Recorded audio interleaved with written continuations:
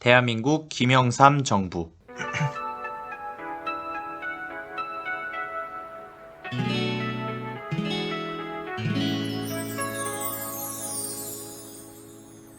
이거 세상에서 제일 귀한 역사 수업 들려줄 테니 재밌게 들어줘.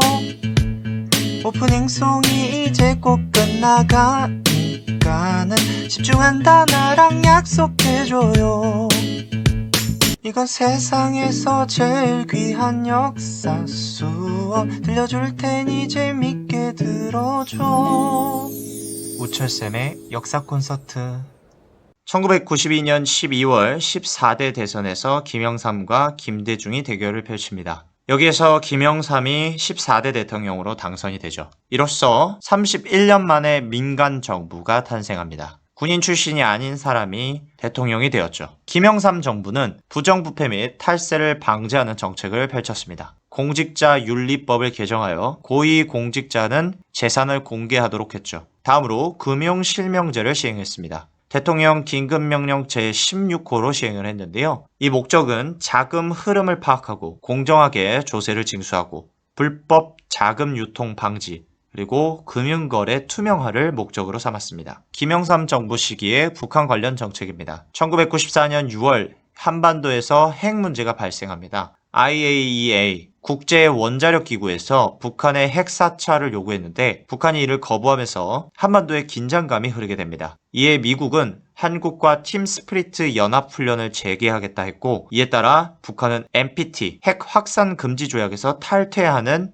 모습을 보입니다. 그러다가 1994년 7월 김일성이 갑작스럽게 사망하면서 북한에게도 위기가 찾아왔고 1994년 10월 제네바 합의를 통해서 핵 위험은 감소되었죠. 이러한 상황 속에서 김영삼 정부는 대북 평화통일 정책을 펼칩니다. 1994년 8월 15일에 민족 공동체 통일 방안을 발표하죠. 3단계 통일 방안이었는데요. 화해 협력을 하면 그 다음에 남북연합을 통해서 통일을 한다. 그 다음으로 대북 지원 사업을 시행합니다. 경수로 사업을 통해서 북한의 핵 무기화를 방지하고 북한에게 에너지를 개발할 수 있는 기회를 주었죠. 또한 쌀을 무상으로 지원해주면서 북한을 도와 평화 통일을 이루려고 노력했죠. 다음으로 지방자치제가 부분 시행되고 있었던 것을 전면적 시행으로 바꿉니다. 또한 경제 개방 정책으로 OECD에 가입하였고 우루과이 라운드를 통해 쌀 제외 농축산물 시장을 개방하였습니다. 역사 바로 세우기 정책을 통해 1997년 대법원 판결을 이끌어내 전두환, 노태우를 반란죄, 내란죄로 징역형을 살게 했습니다. 하지만 1997년 12월 22일 김영삼 정부는 전두환과 노태우를 전격 사면하고 석방했습니다. 다른 정책으로 조선 총독부 건물을 철거하여 경복궁과 광화문을 복구했습니다. 역사는 우철, 뒤철.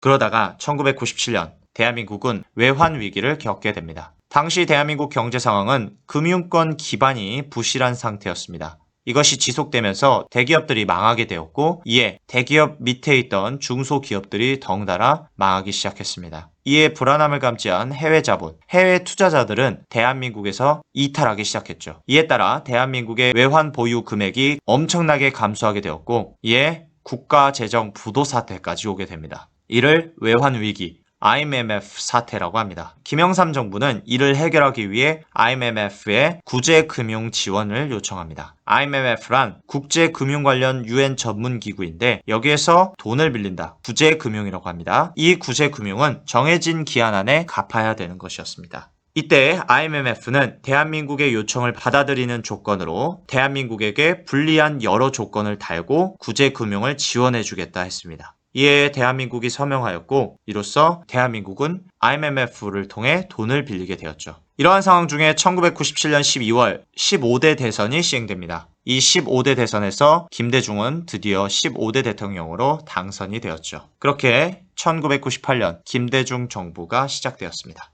이번 영상은 여기까지입니다. 우리는 다음 영상으로 다시 만나요. 바이바이.